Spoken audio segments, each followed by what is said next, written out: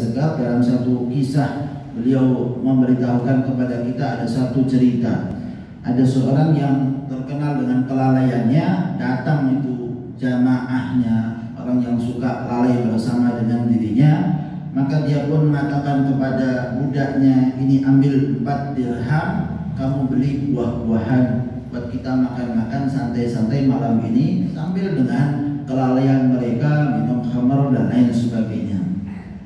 Fakharajal abd, maka budak itu pun keluar. Wa masya fit thariq, sampai pada satu jalan. Fasami'a mau'idata Mansur ibn Ammar. Ada seorang penasihat di masa itu, seorang hamba yang saleh bernama Mansur ibn Ammar, sedang memberikan nasihatnya. Dia duduk mendengarkan nasihat, lupa dia dengan perintah tuannya untuk memberikan buah-buahan.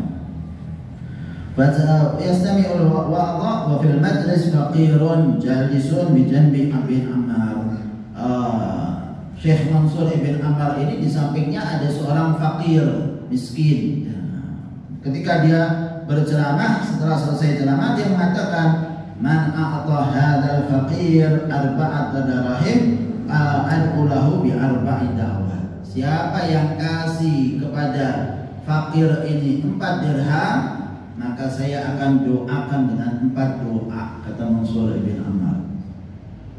Budaknya bawa 4 dirham, langsung mengatakan, saya bawa 4 dirham, saya bawa kasih.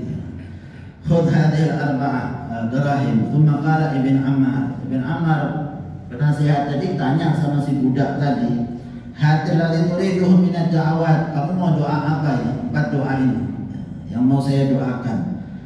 Ad'ulak, saya akan doakan kamu dengan 4 doa tersebut. Maka budak itu mengatakan, yang pertama kamu doakan saya, ayatikallahu nafsi minarrik. Saya minta kamu doakan saya, bebaskan saya dari perbudakan, minta supaya bisa merdeka saya. Yang kedua apa? Tanya ayatullah ala sayyidi. Saya minta Allah subhanahu wa ta'ala memberikan hidayah kepada majikan saya, sehingga dia bisa bertaubat kepada Allah subhanahu wa ta'ala. Li'anni uhibbuh, saya ini cinta sama majikan saya. Wala uriduhu yabqa fil ma'asi, saya tidak ingin majikan saya terus dalam keadaan dia bermaksiat kepada Allah subhanahu wa ta'ala.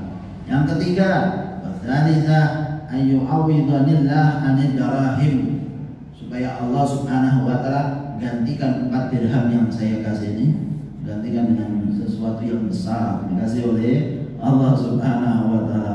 Warabi'ah, apa yang keempat? Ayyaghfirallahu li, semoga Allah subhanahu wa ta'ala mengampuni saya, wali sayyidi, untuk majikan saya, walaka, dan saya minta kamu juga dapat ampunan, yaitu Syekh Mansur ibn Mansur, walaka walil hadirin, dan orang-orang yang hadir pada saat itu supaya diampuni oleh Allah subhanahu wa ta'ala.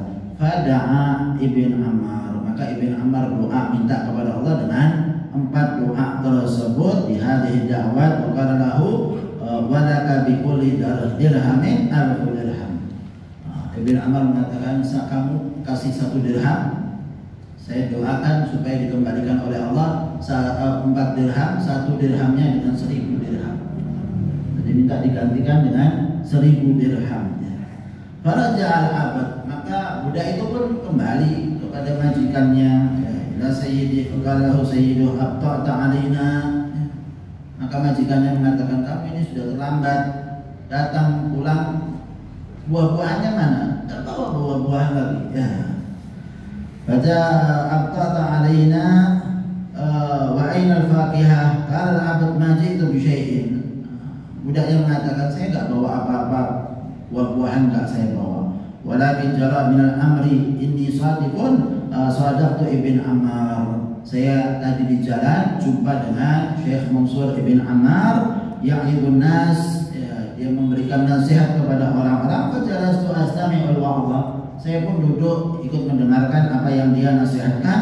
Wa kana bi janbihi miskin, di sampingnya ada seorang fakir miskin. Thumma innahu qala man a'ta hadzal miskin 4 dirahim al-ulahu bi 4 da'wat. Mansur mengatakan bahwa siapa yang kasih kepada fakir ini 4 dirham, saya akan doakan dengan 4 doa. Fa'ataitu, maka saya budaknya berikan itu 4 dirham tersebut kepada si miskin dan saya mendapatkan doanya. Pada alimnya. Maka si majikan tanya, Sayyid, hati da'awatil arba, apa itu doa 4 yang kamu minta kepada Syekh Mansur? Maka budaknya mengatakan al-ula, yang pertama, talabtu an ta'tikani minar rizq. Saya minta kepada Allah supaya kamu wahai Tuhan merdekakan saya daripada perbudakan. Maka Sayyid majikannya mengatakan anta hurrun li wajhillah. Kamu saya merdekakan karena Allah Subhanahu wa taala. Langsung dapat doanya itu kabul. Perkara hadisnya yang kedua apa? Kata majikannya. Qala ayatullah alaik. Saya doa minta sama Allah supaya kamu taubat kepada Allah Subhanahu wa taala. Maka si majikan mengatakan, "Tubtu ilallah." Mulai dari sekarang saya taubat kepada Allah Subhanahu wa taala min hadhihi sa'ah. Saat ini juga saya taubat. Wa hadats tsalitsah, yang ketiga apa? Ayyakhlifallahu alayya darahim, supaya Allah Subhanahu wa taala gantikan dirham-dirham yang saya berikan tadi. Ada 4 dirham yang saya berikan kepada orang tersebut. Qala, maka majikan yang mengatakan, walaka 4,000 dirham. Kamu akan saya kasih 4.000 dirham. Sesuai yang diminta sama Syekh Mansur. Janjinya Syekh Mansur mengatakan 1 dirham diganti 1.000 dirham. Bikulli dirhamin 1,000 dirham. Wa hatta rabi'ah. Yang keempat apa kata si majikannya? Qala ayaghfirallahu li walaka wala Mansur ibn Ammar wal hadir. Saya minta supaya Allah ampuni dosa saya, dosa kamu, dosanya Syekh Mansur dan dosa orang-orang yang hadir. Maka si majikan mengatakan hadza laisa ilayya. Ini saya enggak bisa kalau itu. Tiganya bisa ditanggung sama si majikannya. Bal ilallah, ini tugasnya urusannya Allah Subhanahu wa taala. Tsumma innahu lamma raqada sami'a munadiyan. Ketika dia tidur, maka dengar satu seruan yang menyatakan ayyuhar rajul, wahai laki-laki, sama si majikan ini. Fa'alta alladhi 'alaik atarani la af'alu alladhi 'alayya. Kamu kerjakan yang menjadi tugas kamu. Apakah saya tidak akan mengerjakan apa yang menjadi tugas saya, yaitu mengampuni hamba-hamba Allah Subhanahu wa taala? Wa ana akramin, aku adalah zat yang paling mulia di antara yang mulia. Qad ghafartu laka, maka aku ampuni kamu, ya, kata Allah Subhanahu wa taala. Wa li 'abdika, budak kamu, wa li Mansur ibn Ammar. Mansur ibn Ammar juga dapat ampunan dari Allah Subhanahu wa taala. Wa lil hadirin, bagi orang yang hadir pada saat itu. Ini manfaat hadir. Ini manfaat hadir. Baru dapat ketika ada iman, ketika ada kecintaan satu dengan yang lain, satu manhaj, satu hati, maka akan mendapatkan ampunan. Yang hadir pun dapat ampunan berkat Syekh Mansur, ya. Adanya orang-orang saleh mengubah satu keadaan dari keadaan yang buruk menjadi keadaan yang baik. Majikannya dia tak kenal apa-apa dengan majikan tersebut, tapi berkat dia mendoakan, Allah Subhanahu wa taala rubah hatinya. Semacam itu Allah Subhanahu wa taala tunjukkan keberkahan daripada orang-orang yang saleh. Maka satu anjuran bagi kita untuk dekat, hadir majelis mereka, duduk dengarkan nasihat. Kok gak ada manfaatnya ya? Kita ini sudah duduk berapa lama ini? Sepertinya biasa-biasa saja. Kata ulama orang-orang saleh terdahulu, Anda kalau punya anak 1 tahun, 2 tahun, 3 tahun, Anda urus anak tersebut, Anda yang urus anaknya itu tidak merasa anak ini tumbuh berkembang. Tapi orang lain yang melihat datang kunjungan kepada keluarga lalu mengatakan kepada orang, "Oh, masya Allah anaknya sudah besar. Saya kesal ngasih makan." Dianggapnya cepat besar. Ini dari dulu ya kayak gini. Mesti orang tuanya ngomongnya begitu. Saya tak melihat perubahan anaknya, tapi yang lain melihatnya ada perubahan. Dulu masih kecil, sekarang tambah dewasa, tambah bisa begini, bisa begini. Orang tuanya yang hidup bersama dengan anak merasa tidak ada perubahan. Begitulah orang yang hadir dalam majelis, dirinya tidak merasa tahu bahwa ada perubahan, tapi yang lain bisa lihat ada perubahan. Maka jangan kita kecewa, kok kita hadir majelis terasa ternyata nggak ada perubahan bagi diri kita. Ada, cuman kita tidak merasakan perubahan tersebut. Kalau mau tahu perubahannya, ya monggo silakan masuk alam akhirat. Anda lihat nanti bagaimana manfaat hadir majelis ilmu. Saya pernah, ini waktunya sudah ada satu kisah sedikit ya. Ada satu kisah seorang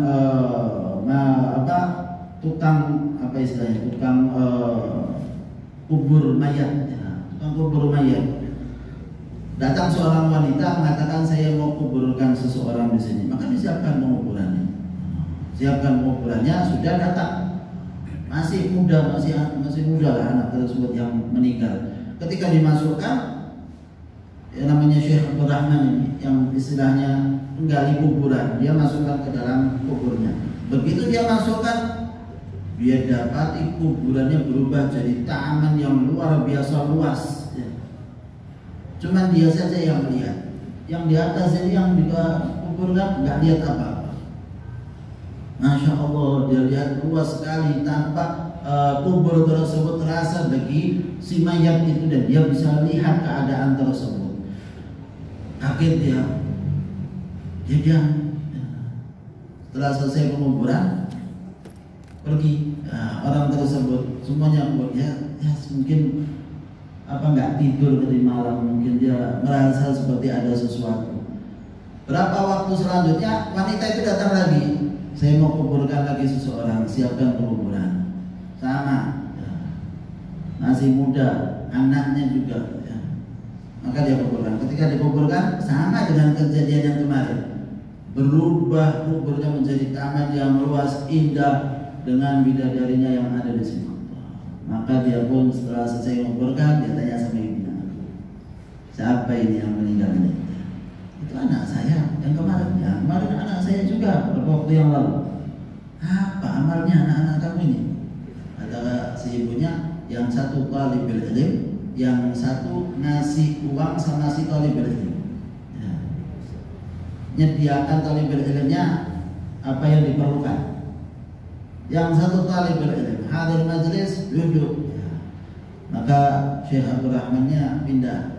Setelah itu datang sama Syekh yang ada di tempat tersebut, mengatakan saya taubat, mau belajar sekarang, mau duduk sekarang untuk hadir majelis ilmu sehingga jadi ulama. Namanya Syekh Abdul Rahman Al-Hafal. Masih ada julukannya sebagai tukang gali kubur. Beliau akhirnya jadi ulama, anaknya jadi ulama, cucunya jadi ulama. Berkat lihat kejadian orang talibul ilm diluaskan kuburnya oleh Allah Subhanahu wa taala. Maka orang yang belajar menuntut ilmu pahalanya sangat luar biasa. Semoga kita termasuk di antara orang-orang yang talibul ilm. Amin ya rabbal